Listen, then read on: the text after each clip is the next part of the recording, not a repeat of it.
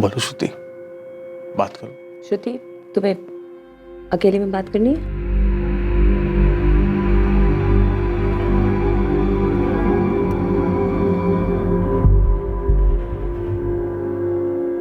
श्रुति, मुझे तुम्हारे general physician ने रेफर करा है। उसके हिसाब से जो तुम्हारा प्रॉब्लम है ये किसी फिजिकल रीजन की वजह से नहीं है और इसका इलाज है। श्रुति,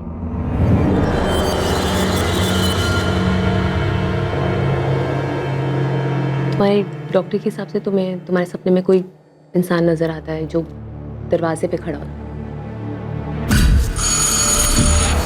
तुम्हारे हस्बैंड ने भी यही बताया कि तुम अक्सर नींद में उठ जाती हो चिल्लाते हुए उस आदमी की वजह से जो दरवाजे पे आके खड़ा हो जाता है, और ये रियल में है।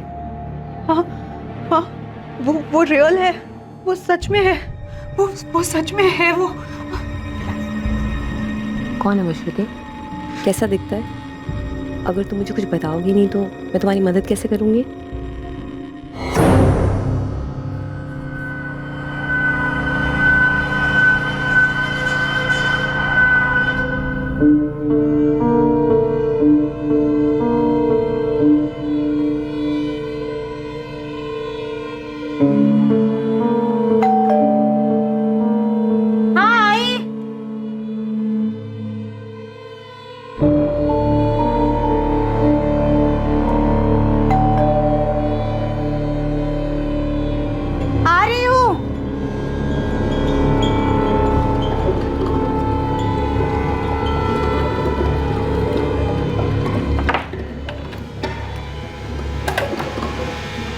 जी? मीटर रीडिंग, गैस की मीटर रीडिंग लेनी है। अच्छा आइए।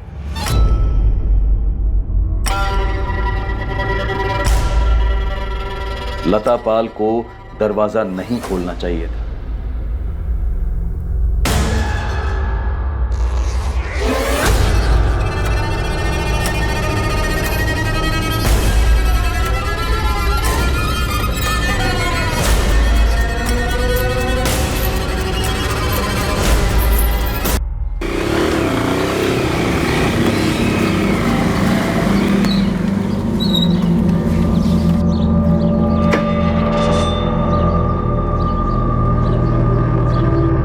देखो तुमने आज भी दरवाजा पहले से खुला हुआ था।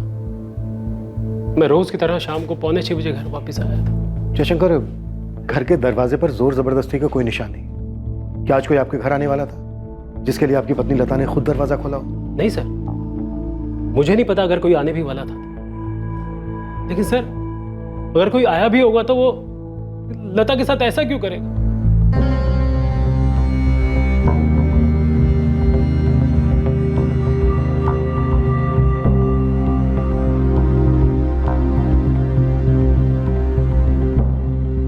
आज आपकी पत्नी लता के साथ आखिरी बार बात कब हुई थी? सुबह जब मैं दफ्तर के लिए निकल रहा था, ये 9 या 9:30 बजे के आसपास।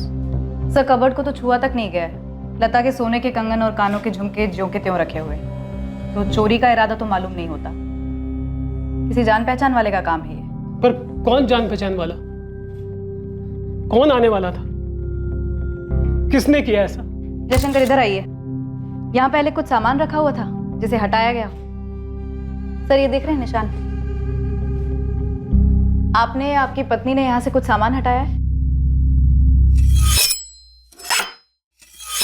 यहाँ एक फूलदान था। फूलदान? जी सर, मेरी बीवी सालों पहले किसी मेले से उठा लाई थी। बहुत सस्ता था सर। सर, हो सकता है विक्टिम के साथ सेक्सुअल असॉल्ट भी हुआ हो।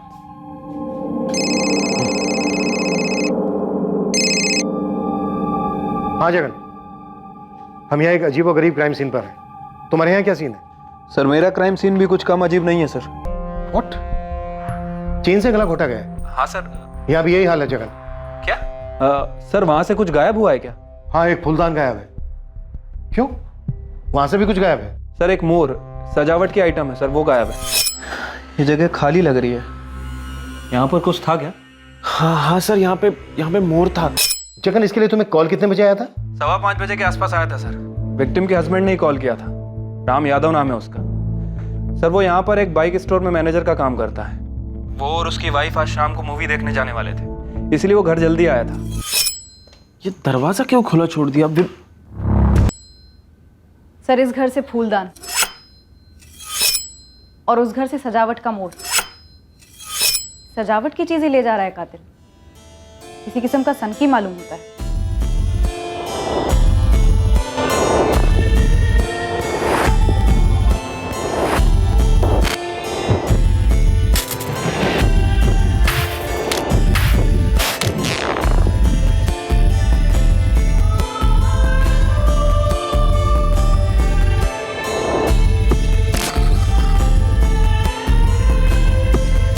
पुलिस के लिए 5 जून की उस रात की सुबह नहीं थी।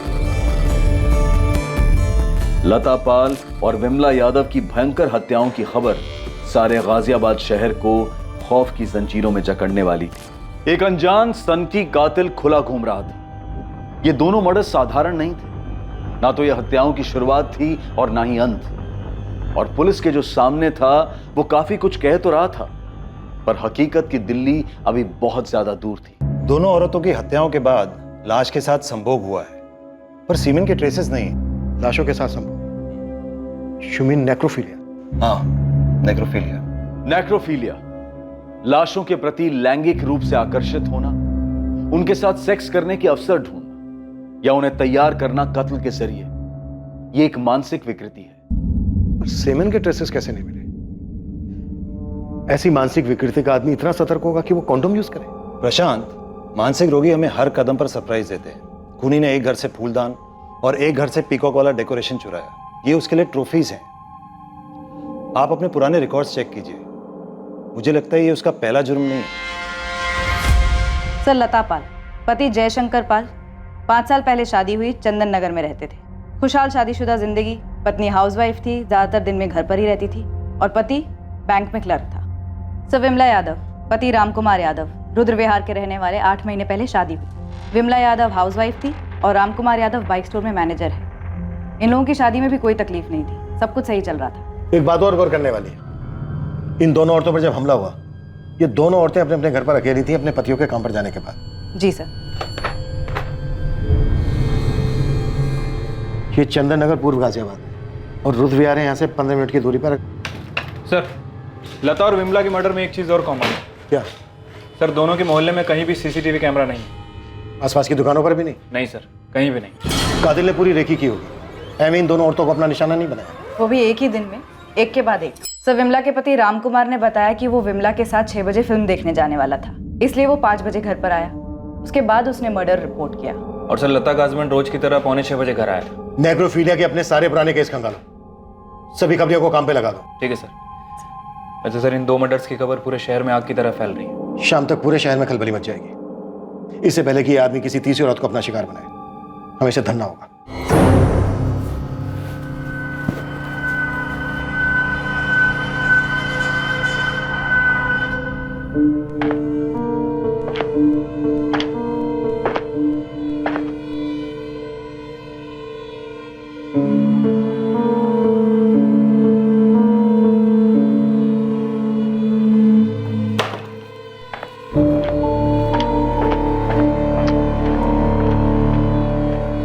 अपर्णा। हाँ, अरे वो इस्त्री वाले से कहो ठीक से आयन करे, और अगर उसे नहीं जम रहा है तो तुम क्या करो? अब क्या हुआ? ये स्लीव देखो, देखो इस्त्री है। मयंक, ठीक ही तो है। अपर्णा, तुम जानती हो मुझे सिलवटें पसंद नहीं है। अच्छा बाबा, मैं इस्त्री वाले से बोल दूंगी। ओके?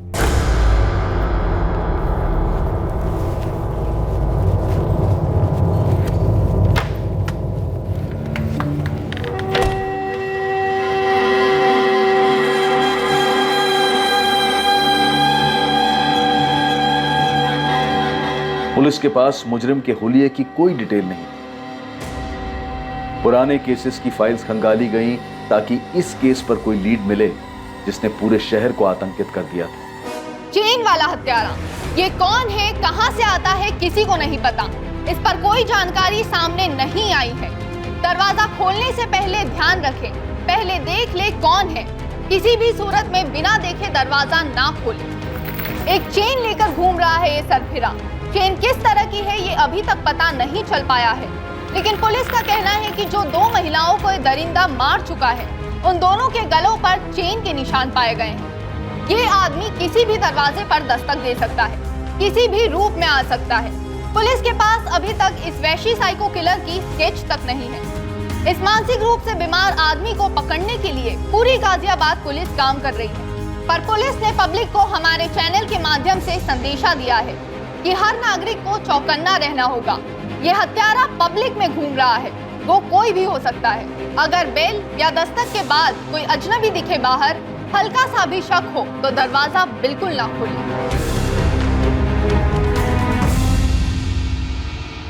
अरे सुनो तो सही, मैं क्या बोल रहा हूँ, दोपहर को अगर कोई बेल बजाए या खटखटाए, दरवाजा मत खोलना। क्यों, क्या हुआ? पूरे शहर में अफरा तफरी मची है। एक सरफिरा खूनी घूम रहा है शहर में। ये शाहीन को बोल देना कहीं उतावली होके दरवाजा ना खोले, समझे ना? इतना भी क्या घबरा रहे हो आप? क्योंकि अखबारों में, टीवी पर हर जगह आगाह किया जा रहा है। हाँ हाँ ठीक है, मैं अंदर से ताला लगा कर रखूंगी। अभी आप जाइए, आपको लेट हो रहा है। मैं टिफिन लेके आती हूँ। कबाड़ी वाला, कबाड़ी वाला, क्या भाभी जान है क्या? कोई माल बाल पुराना नया? ये सीरियल किलर कोई भी हो सकता है जो आपके घर के आसपास मंडरा रहा हो। ये उनमें से भी कोई हो सकता है जो आपके घर के दरवाजे पर सालों से दस्तक देते आया हो और आपको अपना निशाना बनाए बैठा हो। ये लीजिए आपका टिफिन। बोतल, रद्दी, प्लास्टिक, अंदर जा, दरवाजा बंद कर ले जा। कबाड़ी वाला, जाना। हाँ मैं जा रही हूँ, आप आराम से जाइए। कबाड़ी वाला। लता पाल और विमला यादव दोनों विक्टिम्स मध्यम वर्ग की जवान औरतें थी और हमले के वक्त घर पर अकेली थी। रमन राघव, साइनेड मोहन और कुछ साल पहले स्टोनमैन, ये सारे सीरियल किलर सड़कों पे अज्ञात लोगों को निशाना बनाते। गहलोत जी, ये किलर अज्ञात लोगों को निशाना नहीं बनाता। मैं वही कह रहा हूँ प्रशांत, इन दोनों औरतों की लाशें घर के अंदर दरवाजे से कुछ दूरी पे पड़ी मिली। है राइट? राइट। इसका मतलब इन दोनों औरतों ने खूनी के लिए खुद दरवाजा खोला, उसे अंदर आने दिया। शायद वो आगे आगे चल रही होगी और वो पीछे पीछे, उसने चेन निकाली और उसे गले में कस दी। हम ये पकड़ के चल रहे हैं कि ये दोनों अटैक एक ही आदमी ने किए होंगे, सीरियल किलर होंगे। और ये सीरियल किलर एक नेक्रोफिलिक है। क्या लगता है आपको, क्या उम्र होगी इसकी? आपकी एनालिसिस क्या कहती है? ये किसी किस्म का मजदूर या कारीगर हो सकता है जिसे हम आसानी से घर के अंदर आने देते हैं। लेकिन इन दोनों विक्टिम्स ने उस दिन किसी टेक्नीशियन को अपने घर नहीं बुलाया था। मैं मतलब प्लम्बर, इलेक्ट्रीशियन वगैरह। इसे अभी के लिए एक्स बुलाते हैं। एक ही दिन में तकरीबन 2 घंटे के अंदर इसने 2 औरतों का मर्डर किया, लता और विमला, और उनकी लाशों के साथ रेप किया। इसमें कोई दो राय नहीं कि इसने ये काम पहली बार नहीं किया, इसने ये काम कई बार किया है। ये तजुर्बाकार है। हम पिछले सारे नेक्रोफीलिया के केसेस स्टडी कर रहे हैं। आपका कातिल पाइप गैस या इलेक्ट्रिसिटी मीटर की रीडिंग के बहाने आया होगा। गैस की मीटर रीडिंग लेनी है। लता पाल और विमला यादव के गैस और इलेक्ट्रिक के मीटर घर के अंदर, और इन औरतों ने उसे आसानी से अंदर आने दिया। अच्छा आइए, ये थ्योरी हो सकती है। आपका ये कातिल गैस या इलेक्ट्रिसिटी टेक्नीशियन के रूप में आया होगा या इन दोनों डिपार्टमेंट में काम करता होगा। घास के बोरे में सुई है गहलोत जी। आपके पास उस आदमी का होलिया नहीं, और जिन लोगों ने उसे देखा था वो दोनों औरतें मर चुकी। अगर आपको कोई सुई तक पहुंचा सकता है तो वो है इस सुई का अतीत। सर, एक डॉक्टर अंजलि पाठक है, साइकियाट्रिस्ट हैं, प्राइवेट प्रैक्टिस करती हैं, आपसे अर्जेंटली बात करना चाहती हैं। अतीत ने अपना फन फैलाया। ये हत्यारा, ये सीरियल किलर वाकई में नेक्रोफीलिया का मरीज था जिसने पहले भी औरतों को शिकार बनाया था। पर क्या उसके हमले में कोई ऐसी औरत भी थी जो बच निकली थी? क्या वो इस दरिंदे को बेनकाब कर पाती? क्या इस हाई प्रेशर केस में पुलिस को कोई ठोस सुराग मिलता? डॉक्टर पाठक, मैं पुलिस इंस्पेक्टर प्रशांत चौबे बोल रहा हूँ। जी, मैंने अभी ये विमला यादव और लता पाल के मर्डर्स के बारे में पढ़ा। डॉक्टर पाठक, क्या ये किसी आपके पेशेंट का काम है? जी नहीं, लेकिन मेरी एक पेशेंट है। तो क्या आपकी इस पेशेंट पे भी इस तरह का हमला हुआ है? डॉक्टर अंजलि गहलोत है। आई एम श्योर कि आपके पेशेंट के केस में और इन दोनों केसेस में आपको कोई समानता दिखी होगी। नहीं, मेरी पेशेंट अभी शॉक में है और वो ज़्यादा बात नहीं कर पा रही है।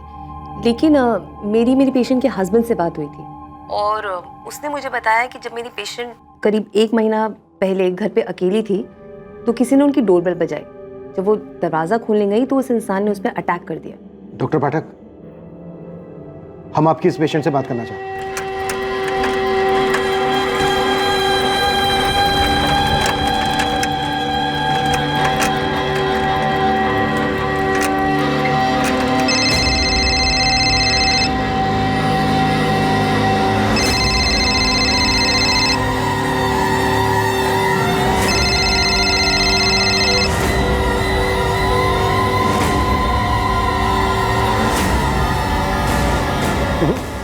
फोन नहीं उठा रही।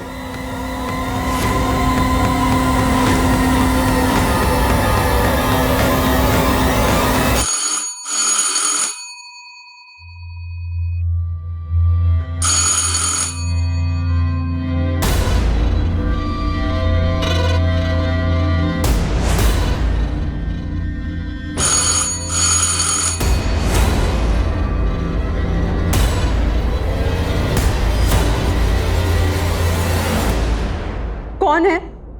पोस्टमैन। हाँ तो चिट्ठी डालो और जाओ। अरे रजिस्टर चिट्ठी है मैडम, साइन करना पड़ेगा। कहाँ से है लेटर? मुंबई से है मैडम, श्रुति कश्यप के लिए। आप जाइए, मेरे हस्बैंड पोस्ट ऑफिस से ले लेंगे। ऐसा भी क्या मैडम, आप अपना भी, मेरा भी और अपने हस्बैंड का भी टाइम खराब कर रही हैं। आप जाइए यहाँ से, मैंने कहा ना मुझे नहीं चाहिए लेटर।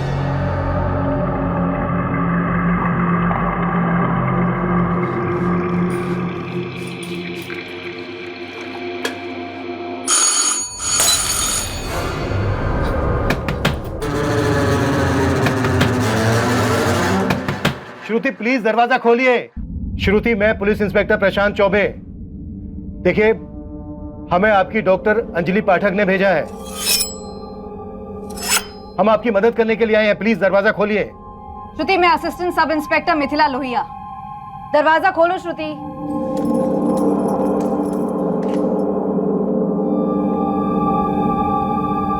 श्रुति, आप बिल्कुल भी डरिए मत, हम यहाँ आपकी मदद करने के लिए आए हैं। हमें आपसे बात करनी है बस। तुम चाहो तो अपने हस्बैंड को फोन करके बुला लो। आप लोगों ने पुलिस कंप्लेन क्यों नहीं की? डॉक्टर अंजलि की सलाह के बाद हम करने वाले थे। तुमने हमलावर का चेहरा ठीक से देखा था? जी। तो बताइए कैसा दिखता है वो, उम्र क्या होगी उसकी? सर लगभग 1 महीने पहले 16 मई का दिन था।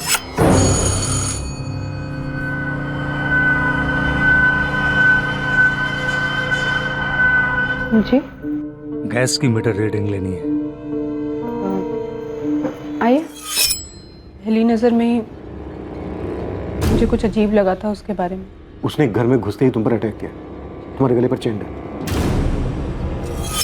मेरा दम घुट रहा था, मैं समझ गई कि आदमी मुझे मार डालना चाहता है, इसलिए मैंने मरने की एक्टिंग की।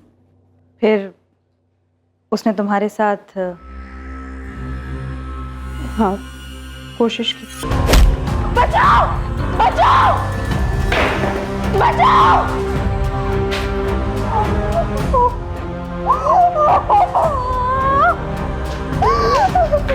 श्रुति, श्रुति क्या हुआ तुझे?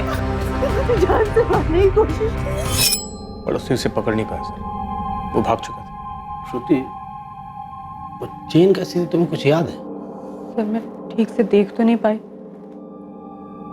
पर इतना पक्का है स्टील या एल्युमिनियम की थी।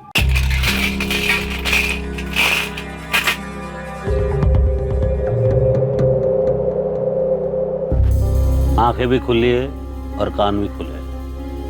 उसे क्या होता है रे?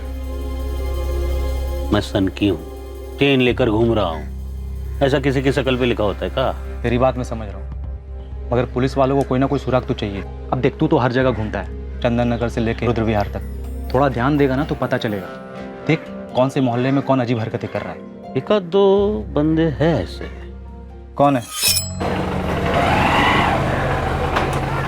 कबाड़ी वाला सामान रद्दी दे दो।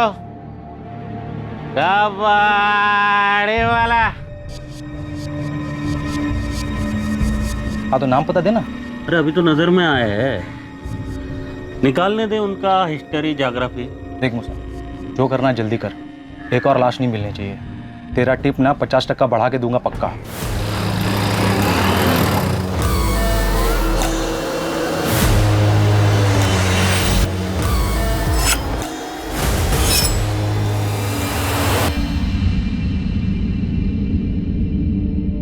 पहचान सकती हो कैसा था? सर मैं ठीक से देख तो नहीं पाई, लेकिन पतली चेन थी। कुछ इस तरह की? हो सकता है। अच्छा, आप और आपके हस्बैंड पुलिस स्टेशन क्यों नहीं आए थे? सर हादसे के बाद हमें कुछ समझ ही नहीं आ रहा था कि हम करें तो क्या करें। श्रुति बीमार हो गई थी और डॉक्टर ने कहा कि साइकाट्रिस्ट से मिल लो। देखो श्रुति, तुम्हें अब डरने की जरूरत बिल्कुल नहीं है। हम सब हैं तुम्हारी प्रोटेक्शन के लिए। तुम बस हिम्मत करके उस आदमी का चेहरा याद करो। देखो श्रुति, वो आदमी पहले ही 2 औरतों को मार चुका है। हम नहीं चाहते कि किसी तीसरी को भी वो शिकार बने। जब उसने तुम पर हमला किया, तुमने बहुत हिम्मत दिखाई, बहुत सूझबूझ से काम लिया। अब तुम एक बार फिर से... मुझे लगता है तुम उस आदमी को जानते हो। वो कोई बुरा आदमी नहीं है, तुम उसे जानती हो, इसलिए तुम इतना घबराई हुई हो, है ना? देखो श्रुति, अगर तुम उसको जानती हो, उसे पहचानती हो, तो प्लीज बताओ। हम श्योर नहीं है, हम सिर्फ शक है। हमें उसे किसी भी हालत में रोकना है, इसलिए आप दोनों जो भी जानते हैं प्लीज बताइए। सर मुझे नहीं लगता वो आदमी बुजुर्ग था। मुझे लगता है वो बुजुर्ग होने का ढोंग कर रहा था। सर मुझे लगा वो मेरे लिए ही आया था। कौन आया था? उसका नाम बताओ। मयंक। कॉलेज में इसका सीनियर था, दिल्ली में।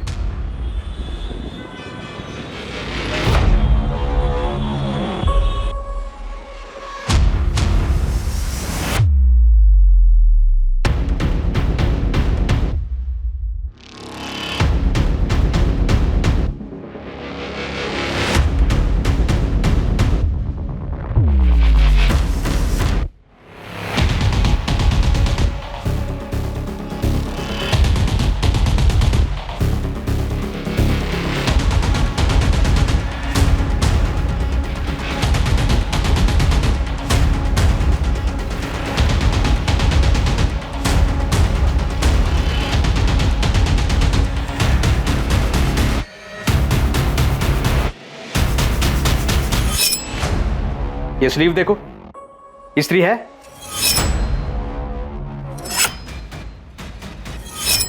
उसका नाम मयंक शर्मा है।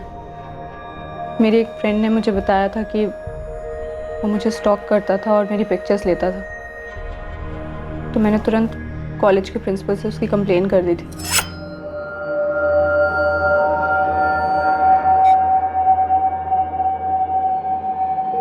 ये सब क्या है मयंक? मुझे कई दिनों से लग रहा था कि मुझे कोई स्टॉक कर रहा है, हमेशा देखता रहता है। मैं तुमसे कुछ पूछ रहा हूं मयंक। सॉरी सर, दोबारा नहीं होगा। पहली बार क्यों हुआ? क्यों किया ऐसा?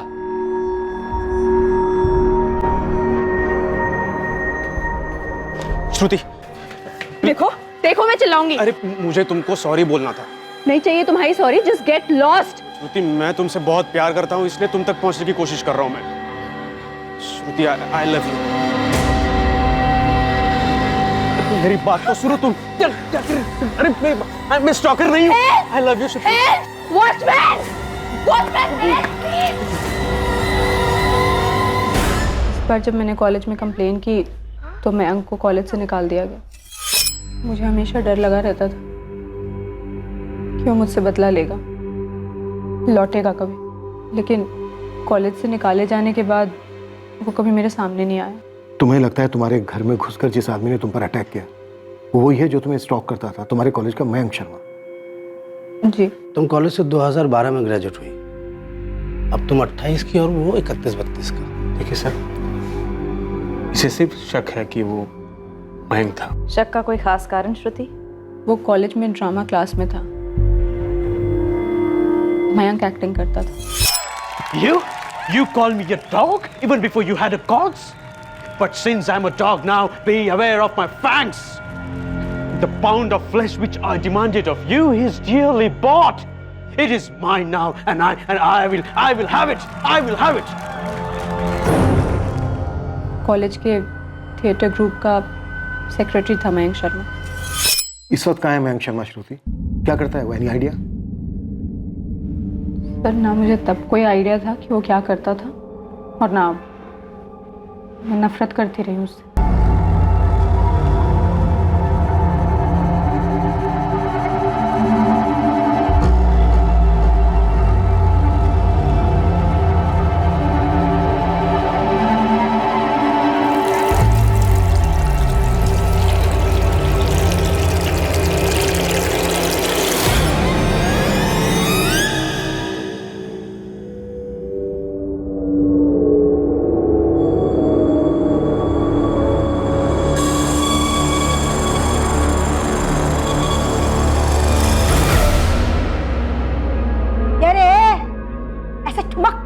करेगा?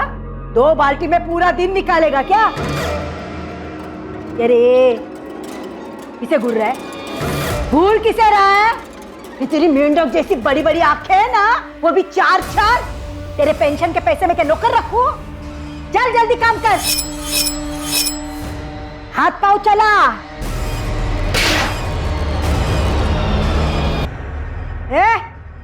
देख क्या रहा है? चल हाथ पाँव चला।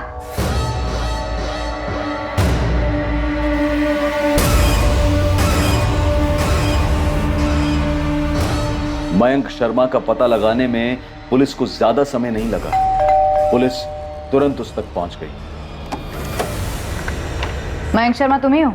जी, आप? गाजियाबाद पुलिस। मिश्रा जी, आप उस तरफ सर्च कीजिए और एक अंदर जाओ, एक इधर सर्च करो। सर, ये सब क्या हो रहा है? आप लोग क्या ढूंढ रहे हैं हमारे घर में? मयंक, फूलदान और मोर का पुतला कहाँ छुपा रखा है तुमने? एक मिनट, ये सर्च वारंट क्यों इशू हुआ है? आप प्लीज बताएंगे हमें।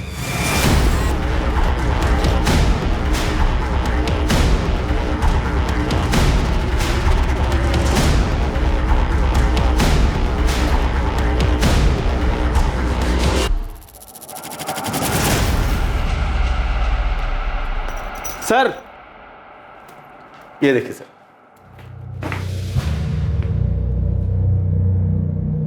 क्या ये? सर, ये तो हमारे डॉगी टॉमी की चेन है। और इस वक्त कहाँ है आपका डॉगी टॉमी? अभी नहीं है, अभी 2 महीने पहले हमें उसे किसी और को दे देना पड़ा। और उसके गले की चेन रख ली? अजीब बात है ना। कोई कानून है क्या कि अगर कुत्ते को घर से हटा दिया जाए तो उसकी चेन भी घर में रखना अलाउड नहीं है? असली मुद्दे पे आएंगे सर आप। सर, आप लोग हमारे घर में क्या ढूंढ रहे हैं? हुआ क्या है? श्रुति कश्यप, जब तुम्हारे कॉलेज में थी श्रुति वर्मा थी, आरडी भट्ट कॉलेज। कुछ याद आया? मयंक, कौन है ये श्रुति? श्रुति कहाँ से आ गई? इन दोनों में से श्रुति तो कोई भी नहीं लगी। श्रुति की हालत भी इन दोनों जैसी हो सकती थी, पर उसने सही वक्त पे दिमाग लगाया, चकमा दे दिया था।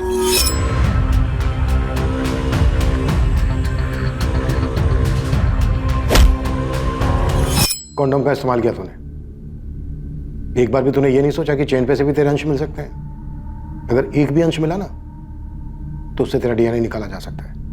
आप लोग बिना सोचे समझे कुछ भी बोल रहे हैं। आप कह रहे हैं कि मेरे हस्बैंड सीरियल किलर हैं। हम कह नहीं रहे, हमें शक है। देखिए, ये श्रुति जो भी है, आपको दिख नहीं रहा है कि वो मेरे पति को फंसा रही है? मयंक दिल्ली के एक बड़े बीपीओ में असिस्टेंट मैनेजर हैं। हमारा एक बच्चा भी है। आप लोग किस बेसिस पर किसी भी औरत की किसी भी बात पर विश्वास कर रहे हैं? सर, आप मेरे ऑफिस कॉल कीजिए। 5 जून को पूरे दिन में अपने डेस्क पर था। अब रही बात इस बुजुर्ग आदमी की, मैच तो कर रहा है मुझसे। मतलब जब मैं कॉलेज में प्लेस किया करता था ना, तो ऐसे ही लगता था मैं। इसको दाढ़ी नहीं है, मैं दाढ़ी लगाता था और ऐसे बाल। आपको पता है सर, जब कभी ऐसे ओल्ड मैन के कैरेक्टर्स आते थे ना, तो सबके दिमाग में सबसे पहले मेरा ही नाम आता था।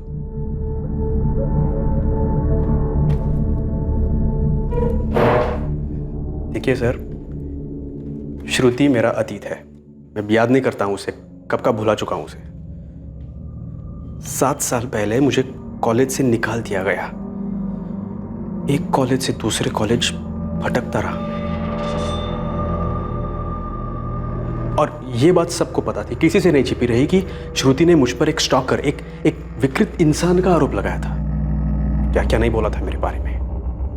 बहुत भारी कीमत चुकाई थी सर मैंने। और यही कीमत वसूली तूने दूसरी औरतों से, लता पाल, विमला यादव, इनसे पहले और कितनी औरतें मारी तूने?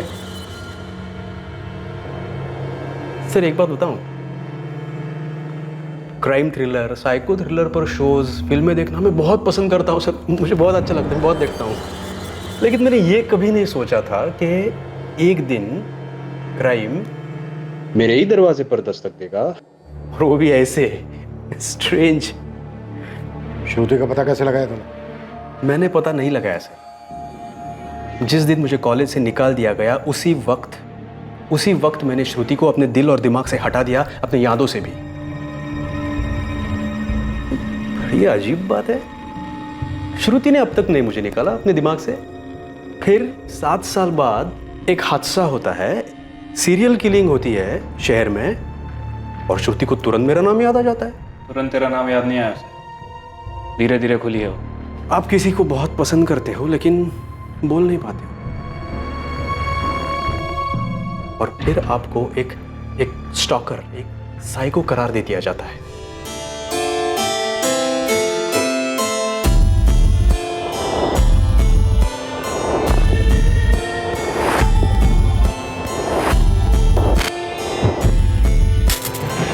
आप लोग किसी सीरियल किलर को ढूंढ रहे हो या फिर कबाड़ी वाले को?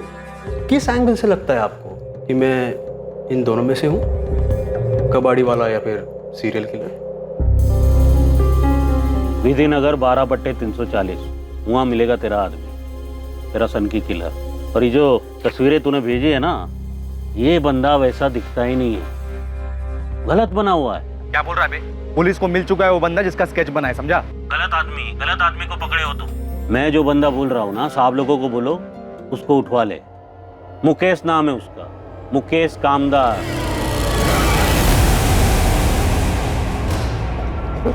चल साले बुड्ढे, कितनी बार बोलना पड़ेगा तुझे? मैं तेरी बीबी सीमा नहीं हूँ। माफ कर दो, गलती हो। पैसे कहाँ है? कहाँ उड़ाए? पैसे कहाँ उड़ाए? बता पैसे कहाँ है? नहीं ना बताएगा तो मैं खाना नहीं दूँ। मर भूखा मर साले कुत्ते। सर मैंने पूरी छानबीन कर ली है, मैं बता रहा हूँ आपको, यही आपका बंदा है, आप उठा लो। सर ये बंदा घर में कुछ और है, बाहर में कुछ और ही है, बन ठन के निकलता है रोज। सर ये बंदा बीवी के सामने ना भीगी बिल्ली बन के रखता है, इसकी बीवी ना चाबुक चला के रखती है इसको। और इसी बंदे को आप बाहर देखिए, दूसरे इलाकों में ना एकदम फुल कलरफुल बन के घूमता है ये। और ये बंदा रहता है रुद्र विहार के पास, जहाँ पर विमला यादव का मर्डर हुआ था। हाँ सर, विधिनगर 12/340, म्यूनसिपालिटी में ना सफाई कर्मचारी था ये, मुकेश कामदार। ऐसे कैसे उठा सकते हो आप लोग? कारण तो बताना होगा ना। तू बताता है सबको कोठों पर औरतों के साथ क्या क्या करता है, हाथ पर बांध के जोर जबरदस्ती करता है ना उनके साथ। साहब उनको जो चाहिए होता है देता भी तो हूँ। ये लता और विमला क्या किया इसके साथ? क्या कह रहे हो साहब? कौन है ये दोनों? कौन है ये श्रुति? मैंने पूछा ये श्रुति कौन है? पीछा किया करते थे तुम उसका? वो मुझसे बदला लेना चाहती है। पता है क्यों? मैं तो श्रुति का नाम भी पहली बार सुन रही हूँ, मुझे कैसे पता होगा क्यों? क्योंकि चोर की दाढ़ी में तिटका। वो किसी को बचाने की कोशिश कर रही है। मैं उसके घर जाऊंगा, उस पर अटैक करूंगा। वो पहचानती है मुझे, फिर भी मैं ऐसा करूंगा। तुमने मेरे सवाल का जवाब नहीं दिया। तुम उसका पीछा करते थे? फिलहाल तुम मेरा पीछा छोड़ दो। वहां पे पुलिस मुझे सवाल पूछ पूछ के परेशान कर रही है, तुम्हारे डाउट्स खत्म ही नहीं हो रहे। अरे पर तुम जा कहाँ रहे हो? हवा खाने।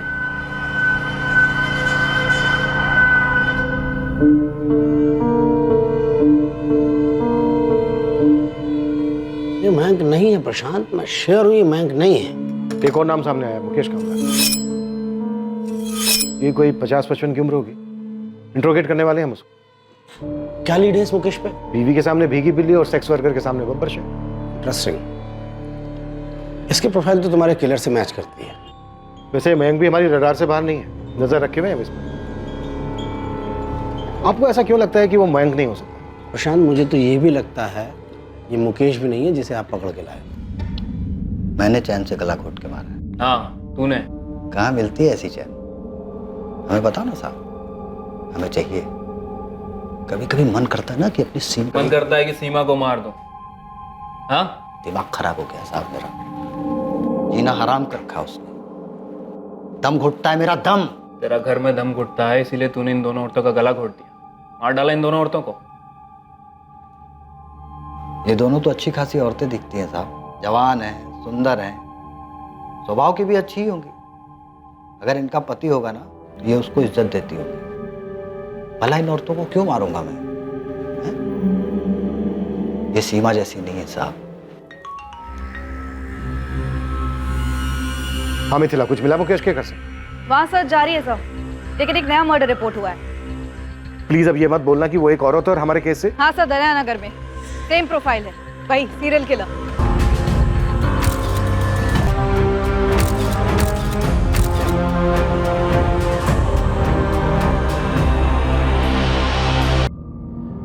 अटैक के समय मुकेश हमारी कस्टडी में था सर, और मयंक पर भी हमारी एक टीम 24 घंटे नजर बनाए हुए थी। मुकेश या मयंक में से कोई नहीं है। गहलोत जी भी यही कह रहे थे कि इन दोनों में से कोई भी वो सीरियल किलर नहीं हो सकता। प्रशांत, श्रुति ने हमें एक क्लू दिया था कि वो बुजुर्ग नहीं है। बुजुर्ग का गेटअप लेके वो टारगेट पे निकलता था। अधेड़ उम्र का ये गेटअप एक चाल, एक कवर है। उम्र में उससे कम होना चाहिए। तो श्रुति ने तो मयंक का नाम भी दिया था, पर अब लगभग तय है कि मयंक किलर नहीं है। प्रशांत से मैं वही कह रहा था कि हमारा सीरियल किलर एक बहुत बड़ा शिकारी है। वो घर से अपनी ट्रॉफी कलेक्ट करता है और अपने शिकार को जिंदा नहीं छोड़ता।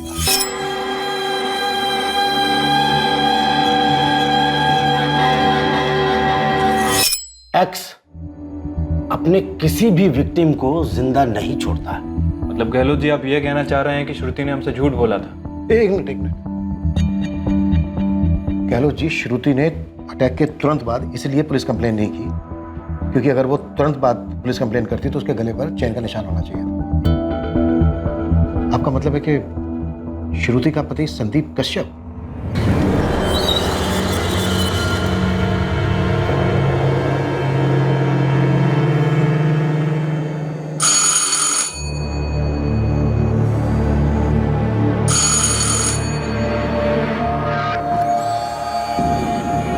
क्या श्रुति, अब मेरे लिए भी इतना टाइम लेती हो दरवाजा खोलने में? अब मुझसे भी डरोगी तुम?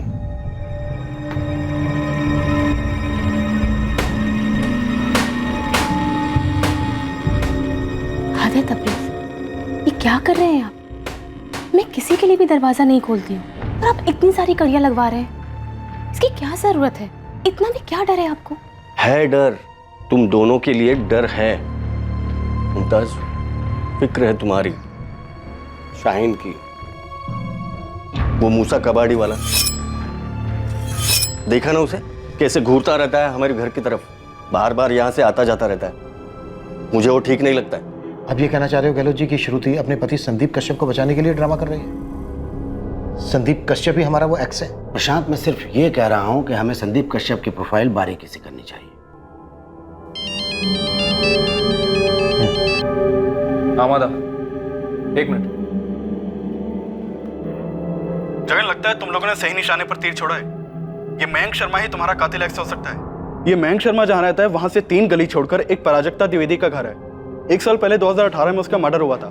मॉडस ऑपरेंडी बिल्कुल वैसी ही है जैसी एक्स की है। सर, प्राजक्ता का एक बॉयफ्रेंड था, हमने उसे उठाकर खूब तोड़ा, बुक भी किया, लेकिन उसके खिलाफ केस साबित नहीं हुआ तो हमें उसे छोड़ना पड़ा। बाद में जब आपके केस की फाइल आई और उसमें सस्पेक्ट मयंक शर्मा की डिटेल्स है तो रियलाइज हुआ कि आपका सस्पेक्ट मयंक शर्मा प्राजक्ता के घर से 3 गली छोड़कर ही रहता है। ठीक है माधव, थैंक यू। कैसे हो सकता है ये? जब काव्या सिंह का मर्डर हुआ तो मयंक पर हमारे आदमियों की कड़ी नजर थी, वो अपने घर पे ही था। तो फिर काव्या सिंह का कत्ल किया किसने? वो भी हूबहू उसी तरीके से। ये कोई कॉपी कैट है या फिर कोई और ही है?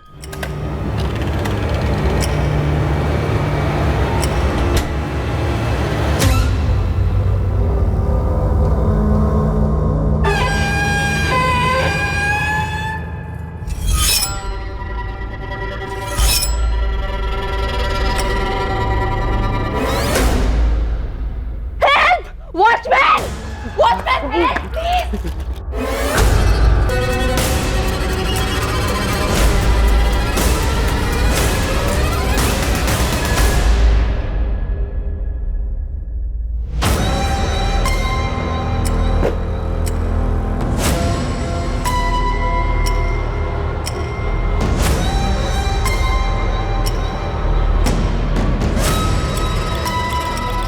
पूरे 8.5 किलो है।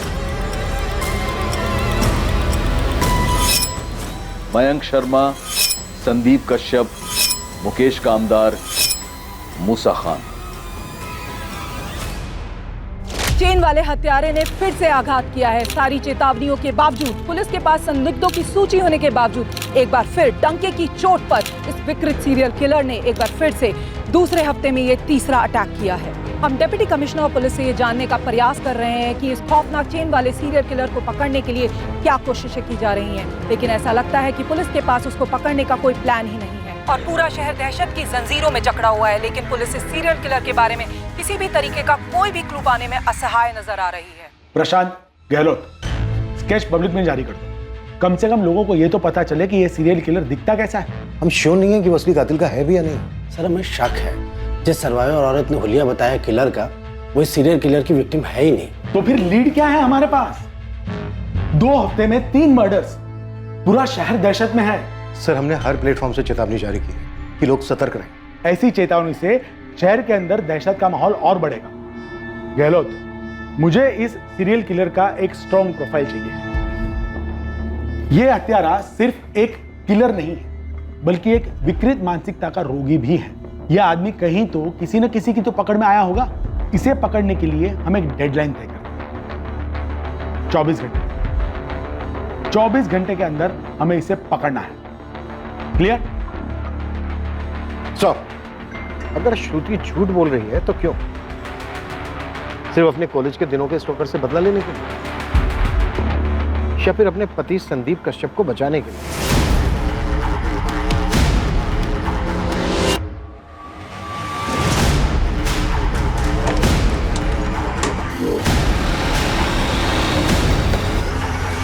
साहब ये संदीप कश्यप का पूरा बायोडाटा है, यहीं गाजियाबाद में पला पड़ा है।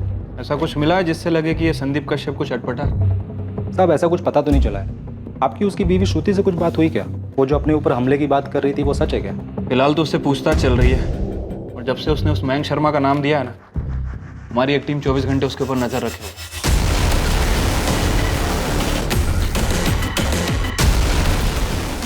हम दिल्ली में हुए प्राजक्ता द्विवेदी के मर्डर से इस मयंक शर्मा का कनेक्शन ढूंढ रहे हैं। झूठ बोल, आप लोगों को लग रहा है कि मैं कहानियां बना रही हूँ? श्रुति 5 जून को मयंक गाजियाबाद में नहीं था, दिल्ली में था, जिस दिन लता पाल और विमला यादव का मर्डर हुआ। और 19 जून को भी मयंक गाजियाबाद में नहीं था, जिस दिन काव्या सिंह का मर्डर हुआ। दिल्ली में था अपने ऑफिस में। और जिस दिन तुम पर हमला हुआ 16 मई को, उस दिन भी मयंक अपने ऑफिस में ही था। हमने उसकी बारीकी से तफ्तीश की है। पर मेरे दरवाजे पे मयंक ही था। जी? मीटर रीडिंग, गैस का मीटर रीडिंग लेना है। वो मयंक ही था, एक बूढ़े का भेष बनाकर आया था।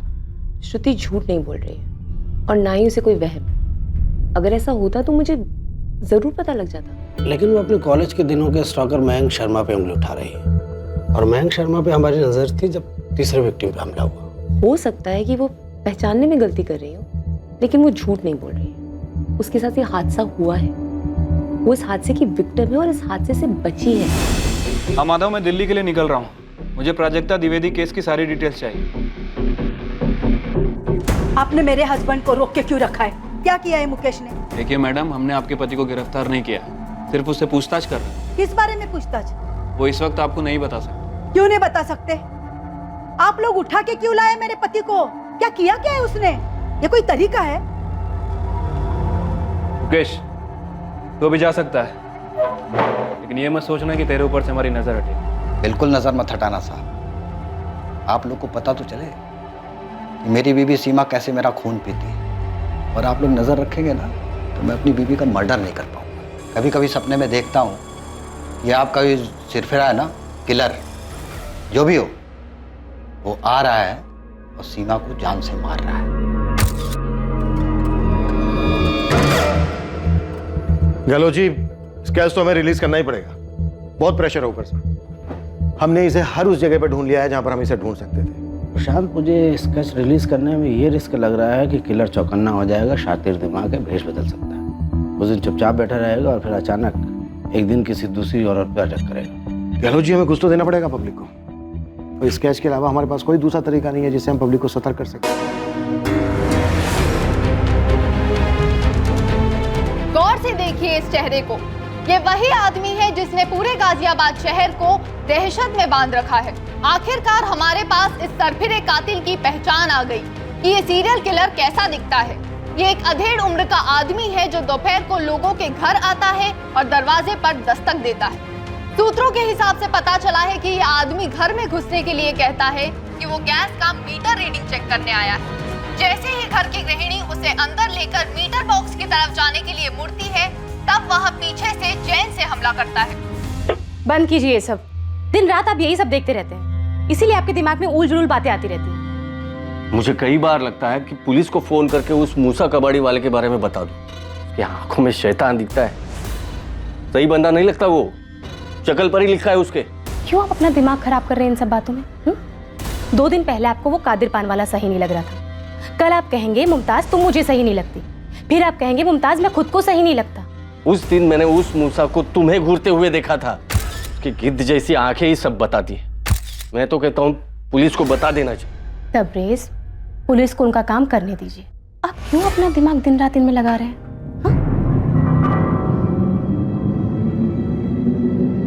नाचने वाली गुड़िया, फूलदान, सजावट का मोर और सजावट का जहाज।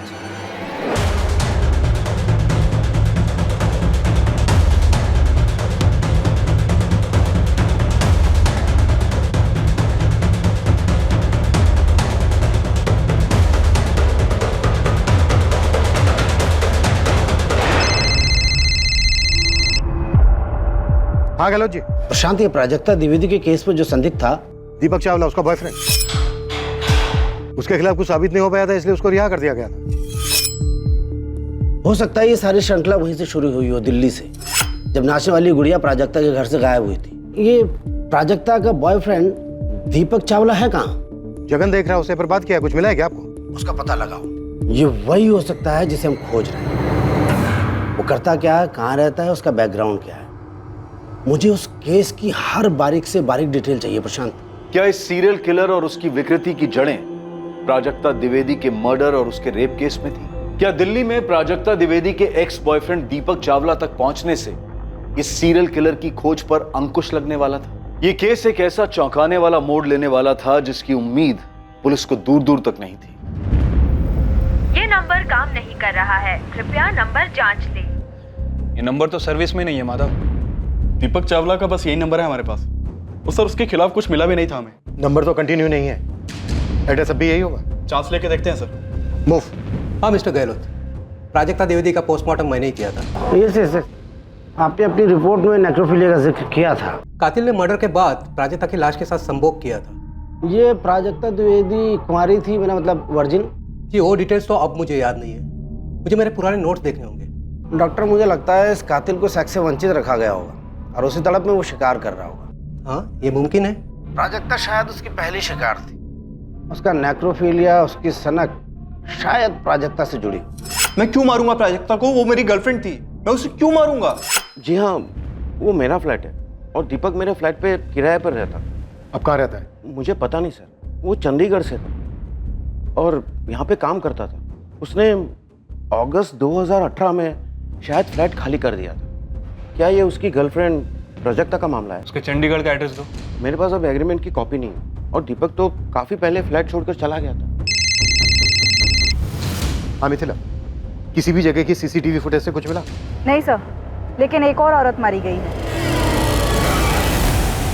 एक और? हाँ सर, निशा भटनागर, 28 साल उसकी उम्र है, उमानगर की है।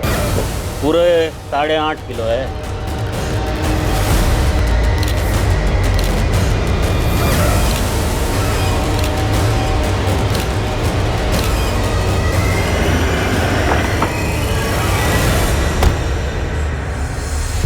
यहाँ से क्या लेकर गए? सर ये देखिए, शोकेस में हर जगह कुछ ना कुछ रखा हुआ है, लेकिन ये स्पॉट खाली है। किलर जो भी ले गया होगा यहीं से ले गया होगा, लेकिन निशा के हस्बैंड राकेश को कुछ याद ही नहीं आ रहा है कि वो सामान क्या था। इतनी चेतावनी दी हमने, पूरे शहर में डर का माहौल बना हुआ। इसके बावजूद उस सिरफिरे ने दस्तक दी।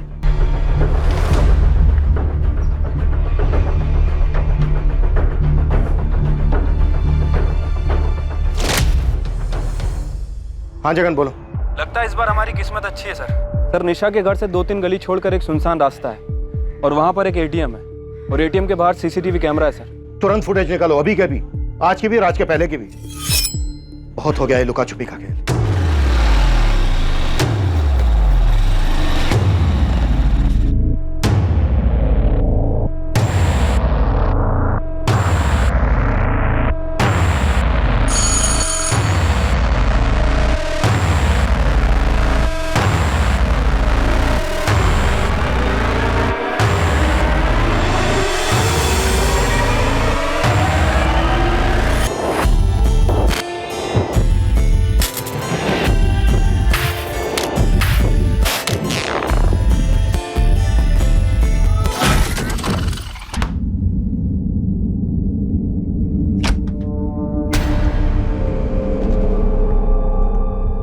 प्रशांत, क्या अब ये केस मुझे एक नई टीम को देना पड़ेगा जो ये केस सुलझा पाए, जो तुम्हारी टीम अब तक नहीं कर पाई? मैंने तुम्हें 24 घंटे दिए थे कातिल को पकड़ने के, और हुआ क्या? एक और लाश। हेडक्वार्टर्स में मेरे ट्रांसफर की बात चल रही, तुम्हें पता है? सर, में निशा भटनागर के घर के पास एक सीसीटीवी मिला है। उस सीसीटीवी फुटेज से इस केस में कोई ना कोई लीड मिलने की हमें पूरी उम्मीद है। अब उम्मीद से काम नहीं चलेगा प्रशांत, एक्शन चाहिए, एक्शन। सर, हम हर मुमकिन दरवाजा खटखटा रहे हैं। वो भी दरवाजा खटखटा रहा है और एक के बाद एक नए विक्टिम्स दिए जा रहा है। मैंने तुम्हें 24 घंटे दिए थे कातिल को पकड़ने के, और होता क्या है? 48 घंटे के अंदर एक और विक्टिम की लाश। सर, वो फुटेज ट्रांसफर हो रहा है, गारंटी हमें उससे कोई ना कोई लीड मिलेगी, और उसके बाद हम एक सिंगल मिनट भी जाया नहीं करें। सर, ये राकेश भटनागर दोपहर 2:55 को घर लौटा। 3:05 पर इसने पीसीआर को फोन किया और 3:10 पर हमें कॉल आया।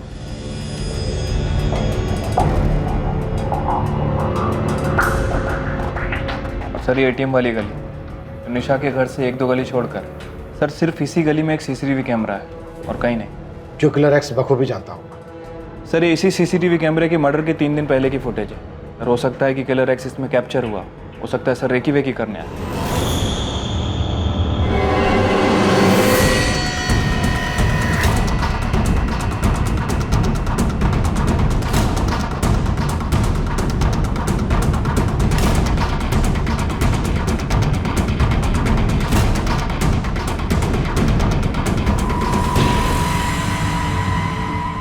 ये बंदा 3 दिन लगातार दिखता है, लेकिन चौथे दिन नहीं दिखता। ये तो मूसा है साहब, मूसा खान। अभी कहाँ मिलेगा ये? डेरा चौक में ना इसकी रद्दी की दुकान है। वो बुढ़े मुकेश कामदार की टिप ना इसने दी थी मुझे। जिस इलाके में कांड हुआ है ना, ये वो हर इलाके में घूमता है। चंदन नगर जहाँ लता पाल का कत्ल हुआ, रुद्र विहार विमला यादव का, दयानगर काव्या सिंह का, और इस वाले केस में निशा भटनागर यानी उमा नगर। और मैंने इसको ही काम पे लगा के रखा हुआ था कि पता कर किस मोहल्ले में कौन अजीब हरकतें कर रहा है। और ये साला खुद ही निकला इन सबके बीच। कहीं ये मूसा खान ही तो नहीं है हमारा किलर एक्स?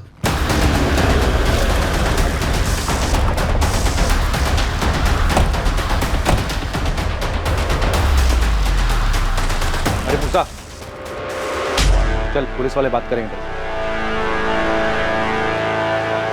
तो किस बारे में? तेरा घर कहाँ है मूसा? मियाँ नगर मैडम, लेकिन माजरा का माजरा बाद में।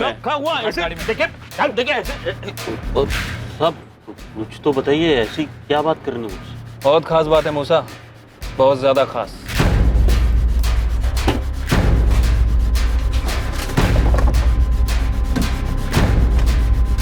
कुछ मिला? नहीं मैडम। इसके नीचे ये हटाओ, पेपर हटा के देखो।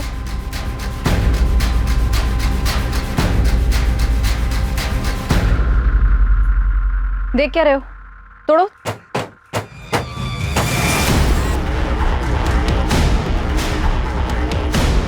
इसे भी थैली में डालना।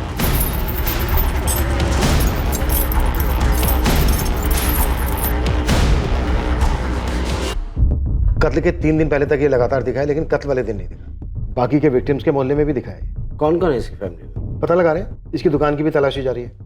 ये कबाड़ वाला है ना? हाँ, इसीलिए मैं मुकेश कामदार जो सफाई कर्मचारी है उसकी टिप दी थी। गुमराह कर रहा होगा मैं, मिसलीड। लेकिन ये प्राजक्ता द्विवेदी के बॉयफ्रेंड दीपक चावला का क्या हुआ? एक टीम पहुंचने वाली है वहां पर। चलो जी, मुझे लगता है कि हमें हमारा एक्स मिल गया है, मूसा खान कबाड़ी वाला।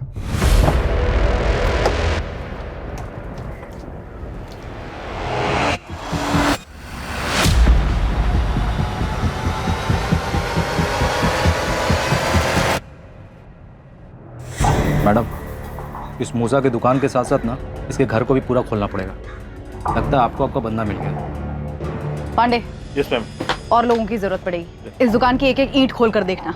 एक सजावट वाला मोर, एक फूलदान, एक नाचती गुड़िया और एक लकड़ी का जहाज। अभी तक हमें ये सब चीजें पता है, और भी चीजें हो सकती हैं, इसलिए ध्यान से देखना। Yes ma'am. और गोविंद चल।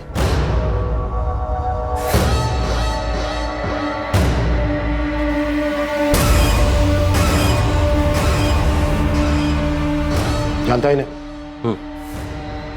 ये निशा भटनागर?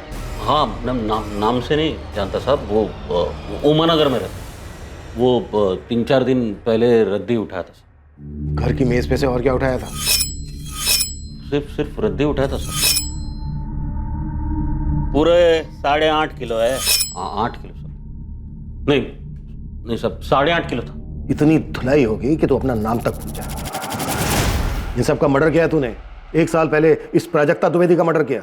इन सब के मर्डर करने के बाद इनकी लाशों के साथ तूने अपनी हवस पूरी की है, पर कभी पकड़ा नहीं गया। लेकिन इस बार पकड़ा गया। घर का एक एक चप्पा चप्पा छान मारो।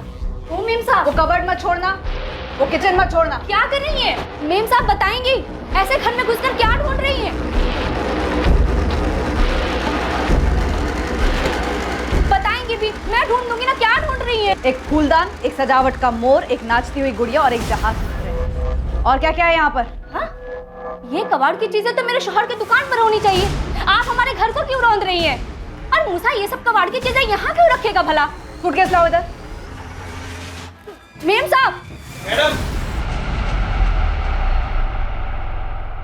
सच बता दे मूसा, नहीं तो जिंदगी में कभी अपने पैरों पे खड़ा नहीं हो पाएगा। तो सच ये है कि आपको ना कोई मिल नहीं रहा साहब, इसलिए जो ये बद्दा इल्जाम है ना, वो आप हम पर, मुझ पर मल रहे सर। और जो तेरी दुकान में ट्रंक मिला है, जिसे तूने लॉक करके रखा था, अश्लील किताबें मिली हैं उसमें?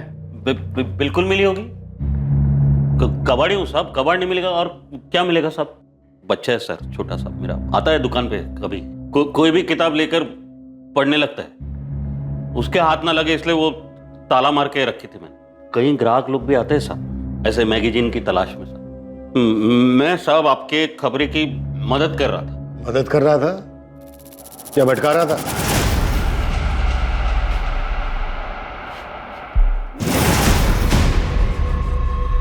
किसके हैं ये? मेरे अब्बू के। तेरे अब्बू तो लुंगी बनियान पहनकर घूमते हैं। तो लुंगी बनियान पहनने वाला आदमी पैंट और शर्ट नहीं पहन सकता? ये क्या फाफली वाली बातें कर रही हैं आप मेम साहब?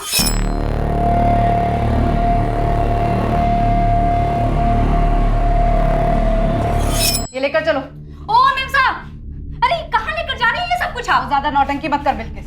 हमें शक है तेरे शौहर पे कि वो कुछ करने वाला है। करने वाला है? क्या करने वाला है? आपको क्या लगता है कि आप पुलिस की वर्दी पहनकर कुछ भी करेंगे और हम सुनते रहेंगे? तो याद रखिए, पूरा का पूरा मोहल्ला इकट्ठा कर दूंगी मैं यहाँ पर। हमें लगता है कि तेरा शौहर कातिल है। मुझे लगता है कि आप पूरी तरह से बावली हो गई हैं। अगर तेरे शौहर ने कुछ नहीं किया है तो हम उसे जाने देंगे। अरे बिल्किस, बोलो ना 2 मिनट के लिए शांत हो जाओ, क्यों बखेड़ा बना रही हो? और तू मोहल्ला बुलाने की धमकी दे रही है। मैं पूरी फोर्स बुला लूंगी। ओ मेम साहब, मैं आपकी धमकी से डरने वाली नहीं हूँ। बुला लीजिए आपको जिसे यहाँ बुलाना है। क्या हुआ बिल्किस आपा? अरे देखो ना, ये लोग मूसा को फंसा रहे हैं। कोई नहीं फंसा रहा है, क्यों बखेड़ा बना रही हो? ये सब क्या है गोविंद? रेहाना, मैं कह रही हूँ ना, इस गोविंद ने ही पट्टी पढ़ाई है। हम सिर्फ मूसा के कपड़े और जूते लेकर जा रहे हैं। मियां नगर में जल्दी एक पुलिस टीम भेजो। 24 घंटे दे रहा हूं तुझे मूसा। इन 24 घंटे में सच उगलता है। साहब आप मुझे वो कबूल करने को बोल रहे साहब जो मैंने किया ही नहीं साहब। वो तेरे पे है, सोच ले अच्छे से। साहब अपने फोन पे ऐसे कभी कुछ देखे नहीं हो क्या साहब? हाँ, हम भी मन बहलाने के लिए देखते हैं ऐसी किताबें। तो क्या हो गया साहब? इंसान है हम साहब, हैवान नहीं। प्रशांत, मूसा किलर एक्स नहीं। कह लो जी, जैसे ही हम खंगाल कर कातिल तक पहुंचते हैं, आप कह देते हो वो किलर एक्स ही। पहले आपने कहा कि श्रुति झूठ बोल रही है, वो बैंक नहीं हो सकता। फिर आपने कहा वो अधेड़ उम्र का आदमी नहीं हो सकता। और अब हम जब मूसा तक पहुंचे और ऑलमोस्ट वो टूटने के लिए तैयार है, तो आप कह रहे हो कि मूसा एक्स है ही नहीं। तो फिर कौन है? हाँ माधव, दीपक चावला की कोई खबर? मिल गया सर, ये मेरे साथ गाड़ी में बैठा हुआ है, बस आप ही के पास लेके आ रहा हूँ। सर, दीपक चावला गुरुग्राम शिफ्ट हुआ था। माधव और उसकी टीम ने उसके घर की अच्छे से तलाशी ली, लेकिन कहीं भी कोई सजावट की चीज नहीं मिली। किलर एक्स बहुत चालाक है, वो बहुत बारीकी से सोचता है। कॉन्डम का इस्तेमाल करता है ताकि सीमेन स्टेन्स ना मिले, और कोई भी कीमती चीज घर से नहीं चुराता। गहलोत जी, तो क्या अब हम हर संदिग्ध से ये पूछें कि कितनी सावधानी बरतता है वो? प्रोफाइलिंग से हेल्प मिलती है, मैं मानता हूँ। हमने हमारे रिकॉर्ड्स में से अब तक 15 रेपिस्ट, 11 बच्चों के साथ यौन शोषण करने वालों से पूछताछ की। मैं 100% कह रहा हूं कि मूसा एक्स है।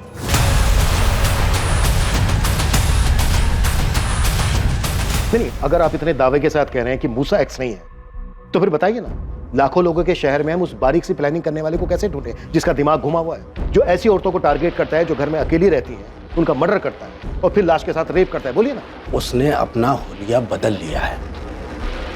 हमने स्केच पब्लिक में आम किए, मीटर रीडिंग वाली डिटेल्स मीडिया में दी, इसलिए एक्स चौकन्ना हो गया। मैं मानता हूं। अब आप हमें ये बताइए गहलोत जी, उस चालाक आदमी की बारीक सी प्लानिंग को मात देने के लिए आपकी क्या सर, मूसा के घर और मोहल्ले से बहुत मुश्किल से निकले।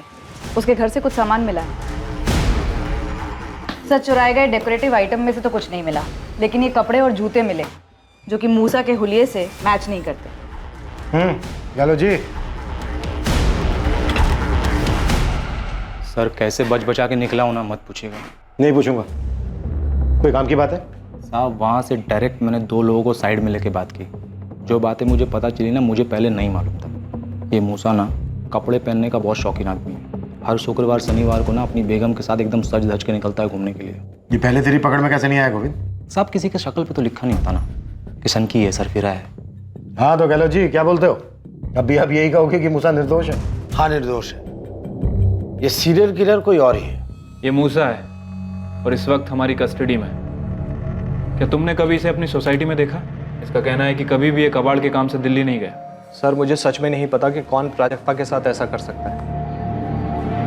मुझे समझ में नहीं आ रहा है सर कि प्राजक्ता के साथ जिसने भी ये सब किया सिर्फ इसलिए ताकि वो डांसिंग डॉल चुरा सके। सस्ती डॉल थी सर, मैंने ही उसे वो गिफ्ट की थी। उसे डांस का शौक था इसलिए। उसके दिमाग में क्या चलता है, क्यों चलता है, कोई नहीं बता सकता। 4 और औरतों को मार चुका है और वहां से भी सजावट के आइटम लेकर गायब है। सॉरी, इससे पहले मैंने इसे कभी नहीं देखा। इसी एक सवाल के लिए आप मुझे गुरुग्राम से उठाकर यहाँ लाए हैं। आपको क्या लगता है वो साइकोपैथ मैं हूँ या फिर पिछली टीम की तरह आपका टॉर्चर करने का इरादा है मुझे? प्रशांत, जो करना पड़े करो, मुझे इस दहशत का अंत चाहिए तुरंत। सर आज रात अच्छे से खातिर की जाएगी इस मूसा खान की।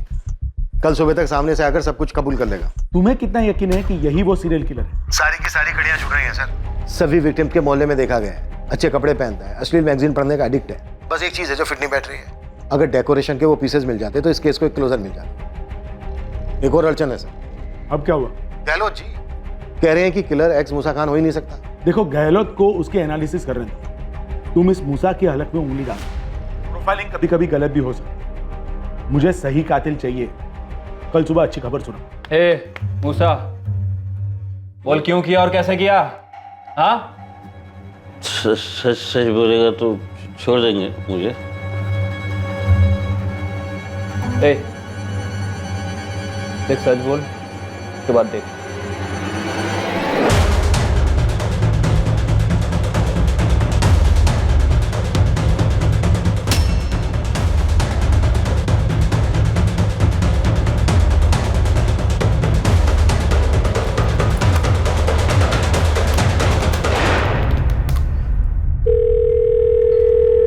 हेलो प्रशांत। हाँ गहलोत जी बोलिए, क्या मिला आपको इतनी रात को? क्या तुम अभी आ सकते हो? कुछ मिला आपको?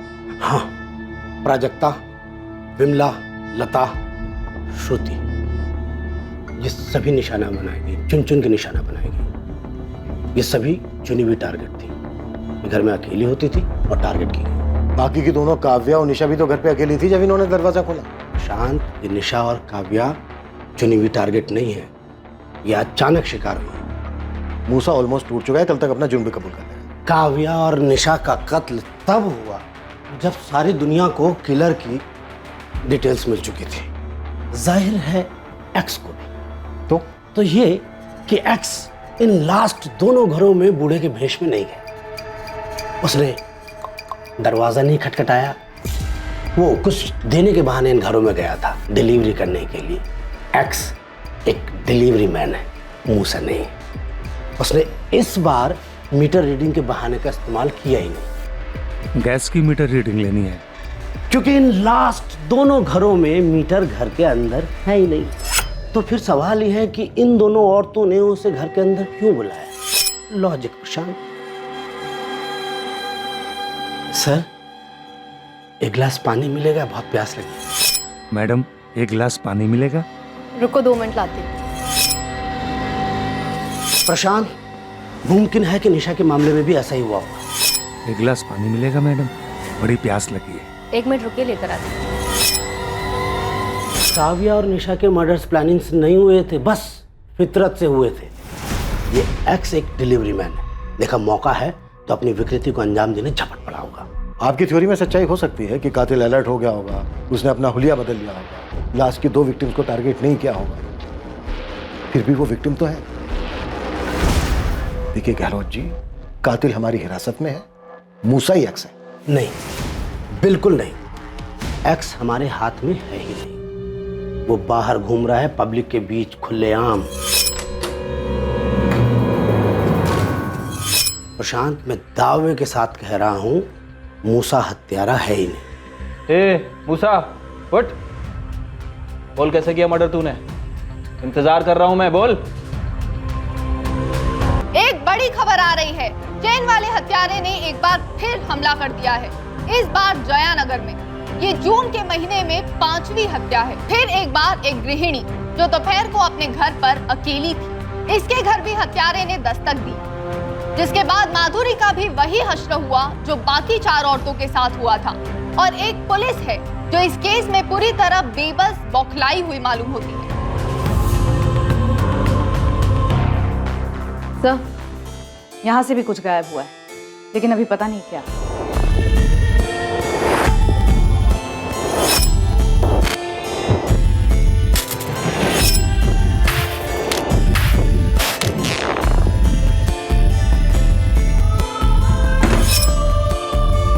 वर्तमान में हुआ यह 5वां कत्ल था और इस बात की पूरी संभावना थी कि 1 साल पहले प्राजक्ता द्विवेदी का कत्ल भी इसी हत्यारे ने किया था। और अब भी ये मानसिक रोगी पुलिस की रडार से बाहर थी। इसके बावजूद कि पूरे राज्य में उसके लिए रेड अलर्ट था, वो गुमनामी की धुंध में छुपा हुआ था। इन्वेस्टिगेशन टीम हताश हो गई थी। मामला पूरी तरह हाथ से निकलने की कगार पर था। क्या पुलिस इस सीरियल किलर को उसके अगले शिकार पर निकलने से पहले पकड़ने में कामयाब होगी, या अभी और लाशें बिछने वाली थी? सर, इलेक्ट्रिक मीटर बॉक्स भी घर के बाहर है और घर के अंदर कोई गैस पाइपलाइन भी नहीं है। गहलोत जी सही कह रहे हैं, एक्स ने अपनी मॉडस ऑपरेंडी बदल दी। प्रशांत, मुझे और कोई नई थियरीज और अनुमान नहीं सुननी। नई टीम को केस क्रैक करने की जिम्मेदारी दी गई है, तुम बस उन्हें फाइल हैंड ओवर कर। सर, मैं आपको आश्वासन देता हूं, अब और हत्याएं नहीं होंगी। मैं किलर एक्स के बहुत करीब हूं। वो एक डिलीवरी मैन है, उसने अपने क्राइम करने का तरीका बदल दिया है, बस। हम भी तो यही कर रहे हैं प्रशांत, हम बस काम करने वाले बदल रहे हैं। सर, एक आखिरी मौका दे दीजिए, मैं जल्द से जल्द किलर एक्स को पकड़ दूंगा। सॉरी प्रशांत, अब ये मेरे हाथ में नहीं। Sir please, I am so sorry sir. Sir trust me please, last chance. Okay Prashant, last 24 hours. Sir, Mithila, Jagan, delivery boys, Gehlot ji सही कह रहे हैं। लेकिन सर, शहर में तो बहुत सारे डिलीवरी बॉयज हैं। सर, इतने सारे ऐप्स हैं जो होम डिलीवरी करते हैं, कपड़े, खाना, चीजें। हम हर डिलीवरी सर्विस की बाल की खाल करेंगे। सारे बंदों को काम पर लगा दो, सारी खबरों को एक्टिव करो। लेकिन सर, हमारे 5 विक्टिम्स के घर में तो कुछ भी डिलीवर नहीं हुआ था। चलो के 3 विक्टिम्स के घर तो वो डिलीवरी मैन बन के गए, नहीं तो डिलीवर कैसे होगा? बची लास्ट की 2, काव्या सिंह और निशा। इन दोनों के हस्बैंड से बात करो, कुछ ना कुछ डिलीवर जरूर हुआ होगा। क्विक। सर, मैं बात करती हूं। सर, मैं गाजियाबाद के सभी अपॉइंटर से कांटेक्ट करता हूँ। जगन, सिर्फ 24 घंटे हमारे पास। आर्या पार। सर। हाँ गहलोत जी। तुम्हें अपनी खोज का दायरा बढ़ाने की जरूरत नहीं है। कुछ मिला है आपको? हर बार किलर एक्स क्राइम सीन से कुछ ना कुछ लेके जाता है, मगर माधुरी चौहान के केस में कुछ छोड़ के गया है। क्या? अब बॉल पेन। फॉरेंसिक से तुरंत इस पेन को मंगवा लो, मुझे वो पेन चाहिए। अगर माधुरी चौहान के पति ने इस पेन को पहचानने से इनकार कर दिया तो मान लो हमें हमारा किलर मिल गया। रजनीश, ये तुम्हारे घर का पेन है? नहीं, ये हमारा पेन नहीं है। रजनीश, उस दिन तुम्हारे घर में कुछ डिलीवर होने वाला था क्या? रजनीश देखो, ये पेन उस कातिल का हो सकता है जिसने तुम्हारी पत्नी माधुरी का कत्ल किया। अच्छे से आप जी मुझे यकीन है कि तुम्हारी पत्नी उस दिन घर पर अकेली थी और शायद तुम्हें उस हत्यारे के बारे में जानकारी भी थी। माधुरी स्ट्रांग थी, वह ऐसे मामलों में सतर्क रहने वालों में से थी। वो किसी के लिए भी दरवाज़ा नहीं खोलती या फिर किसी भी अजनबी से बातचीत नहीं करती थी। माधुरी को ये तो पता होगा कि हत्यारा मीटर रीडिंग के बहाने घर में आता है, लेकिन ये पता नहीं होगा कि वो एक डिलीवरी मैन के रूप में भी आ सकता है। इसलिए माधुरी ने उसके लिए दरवाज़ा खोल दिया होगा और उसने माधुरी से पानी या कोई ऐसी चीज़ मांगी होगी। अच्छा रजनीश, उस दिन तुम्हारे घर कुछ डिलीवर होने वाला था, तुमने कुछ ऑर्डर किया हो ऑनलाइन या ऐसे? मैडम, मुझे रजनीश चौहान जी का पैन कार्ड लगेगा वेरिफिकेशन के लिए। फोटोकॉपी भी चलेगी? ओके, आप यहीं रुकिए, मैं लेकर आती हूँ। हाँ सर, क्रेडिट कार्ड। मर्डर से 2 दिन पहले मैसेज आया था मुझे बैंक से कि मेरा नया क्रेडिट कार्ड डिस्पैच हुआ है। कौन सा बैंक? आरडीएल बैंक। मैंने सेकेंड वीक ऑफ जून में कार्ड के लिए अप्लाई किया था। मैडम, मुझे रजनीश चौहान जी का पैन कार्ड लगेगा वेरिफिकेशन के लिए। ये रहा सर 20 जून का मैसेज। डियर कस्टमर, आपका RDL bank credit card high express courier company से 20 जून को डिस्पैच कर दिया गया है, जो कि आपके रजिस्टर्ड एड्रेस पर पहुंच जाएगा with AWV number 5092163X। High express courier 20 जून को डिस्पैच हुआ है, मतलब 22 जून तक डिलीवर हो जाना चाहिए। यस, 22 जून को ही माधुरी का मर्डर हुआ। क्या अब इस केस पर पुलिस अपनी जंजीर जकड़ पाएगी? क्या ये एक लीड आखिरकार पुलिस को उस साइको सीरियल किलर एक्स के दरवाजे तक पहुंचाने वाली? सर बस 2 मिनट, हमारा स्टाफ चेक कर रहा है। सर आरडीएल बैंक के कुरियर पार्टनर्स हम ही हैं। दिल्ली में ब्रांच है कोई आपकी? जी सर। सर दिल्ली के रसिक विहार इलाके में बीके कमर्शियल सेंटर में हमारा एक ब्रांच है। रसिक विहार? जी सर, वहाँ पे तो प्राजक्ता द्विवेदी का घर था और मयंक शर्मा भी उसी एरिया में रहता था। सर ये रहा Rajneesh Chauhan courier. Sir what? ये डिलीवर नहीं हुआ था? स्टेटस क्या है कुरियर का? नो सर, 22 जून को वापस आ गया था। कारण बताया गया घर बंद था और बाहर लॉक लगा था। पॉसिबल ही नहीं है। 22 जून को रजनीश चौहान की पत्नी माधुरी चौहान घर पर ही थी, उसी दिन कत्ल हुआ था उसका। ये उस सीरियल किलर का मामला है? जी। वैसे डिलीवरी बॉय कौन था आपका?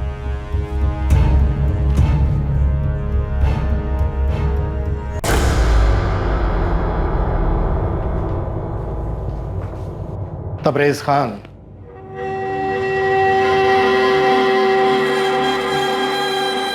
लगता है तू अपना पैन भूल गया। माधुरी चौहान के घर 22 जून को। मैडम, ये रजनीश चौहान के नाम से बैंक से कुरियर आया है। मैडम, एक गिलास पानी मिलेगा, बहुत प्यास लगी। 1 मिनट रुकिए, लेकर आती हूँ। मैडम, एक गिलास पानी मिलेगा? रुको, 2 मिनट लाती हूँ। अरे आप लोग कहाँ जा रहे हैं, क्या कर रहे हैं? कोई मुझे बताएगा? मैडम ये हो क्या रहा है मेरे घर में? इतनी कुंडियाँ? ये कुंडियाँ मेरे शौहर ने लगवाई हैं, पर माजरा क्या है आप मुझे बताएंगे? सर, अंदर एक ट्रंक मिला, लेकिन उस पर ताला लगा है। लेकिन मेरी बात तो सुनिए। आइए सर, ये देखिए। अरे आप लोग कुछ बताएंगे कि क्या हुआ है? ये चाबी कहाँ है इसकी? चाबी मेरे शौहर तबरेज के पास है, लेकिन बात क्या है? आप लोग मुझे कुछ बता क्यों नहीं रहे? बेटा, आप 1 मिनट के लिए बाहर जाओ। मिश्रा जी।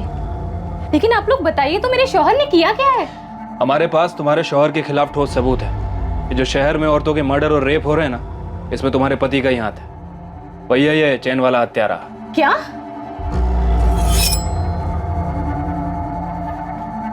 बोल बोल के थक गया मैं आपको साहब, कुछ नहीं किया मैंने। और ये जो तबरेज है उस पर मुझे शक था। अगर तुझे शक था तो तूने खबरी गोविंद को बताया क्यों नहीं? सिर्फ शक था ना साहब कि वो सन की बेकार में उसकी जिंदगी बर्बाद करना नहीं चाहता था, जैसे आपने मेरी की।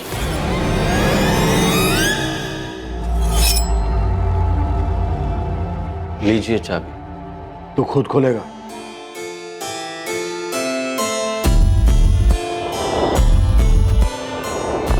खोल।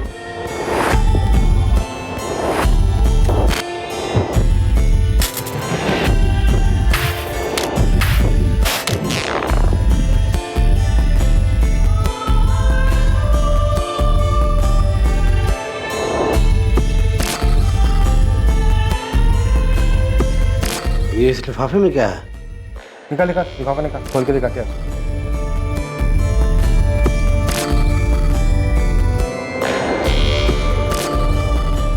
निकाल।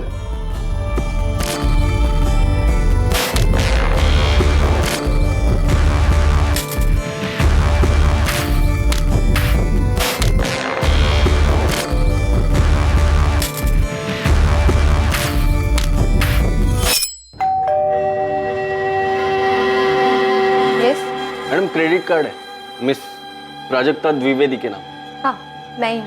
पहले कत्ल के वक्त तबरेज ने अपना हुलिया नहीं बदला था। वो कुरियर की डिलीवरी करने गया था। तब वो कुरियर कंपनी की दिल्ली ब्रांच में पोस्टेड था। जब दिल्ली का केस गरमाने लगा, मैंने गाजियाबाद पोस्टिंग ले ली। और तूने यहाँ श्रुति को अपना पहला शिकार बनाया। नाम मुझे पता नहीं था, पर वो चालाक निकली। जी मीटर रीडिंग, गैस का मीटर रीडिंग लेना। जी मीटर रीडिंग जी वो मैडम आपके घर का गैस मीटर रीडिंग लेना है। आइए। मीडिया में खबर आते ही तूने अपना तरीका बदल लिया। हाँ, वैसे भी एक ही तरीके से बोरियत होने लग जाती है, इसलिए मुझे लगा कि तरीकों में बदलाव होना चाहिए। लता और विमला, इन दोनों को भी एक ही दिन में मारा ना? कैसे? वो मैंने उन्हें कई बार देखा था पहले, अकेली ही रहती थी घर पर। उन दोनों के घर में भी तो कोई कोरियर डिलीवर करने गया था? नहीं, पर वो मोहल्ला मेरे अंडर था। तो तूने उन दोनों को एक ही दिन में मारने का प्लान बनाया? हाँ। दोनों एक ही दिन क्यों? वो मैं बोल। हाँ। दोनों एक ही दिन क्यों? मेरा दिल नहीं भरा था, मुझे और चाहिए था। तूने ये सब मरी हुई औरतों के साथ किया है? तुझे पता है ये दरिंदगी है? हमें ट्रंक से सब कुछ मिला है, सारा चोरी किया हुआ सामान, विग, चश्मा, चेन, सब कुछ। और फिर तबरेज ने खुद भी कबूल किया है। हम उसका स्टेटमेंट रिकॉर्ड कर रहे हैं। उन औरतों को मारने के बाद तुझे ये सब करने में अच्छा लगता था? तो ये सब इसलिए कर रहा था कि तेरी बीवी और तेरे बीच में कोई संबंध नहीं था। तेरी बीवी मना करती थी।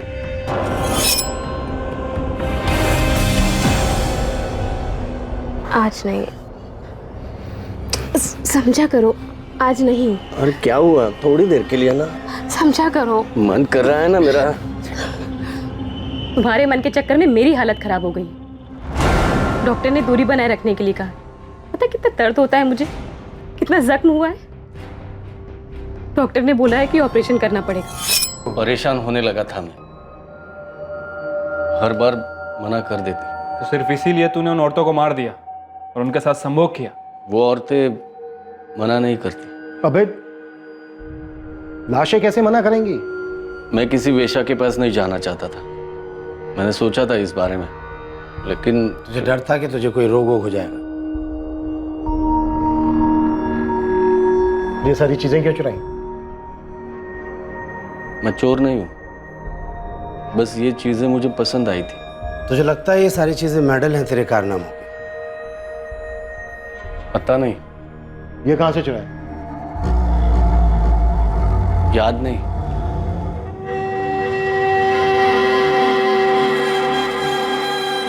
इन सारे सीरियल हमलों की एकमात्र सर्वाइवर श्रुति कश्यप ने तबरेज को पहचान लिया।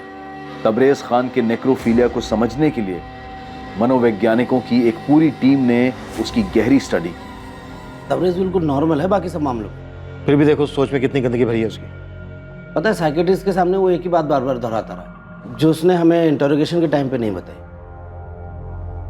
कि उसे विक्टिम्स की चुप्पी में ज्यादा संतुष्टि मिलती। गहलोत जी, दरिंदगी है ये, विकृत सोच और कुछ नहीं है। बिल्कुल।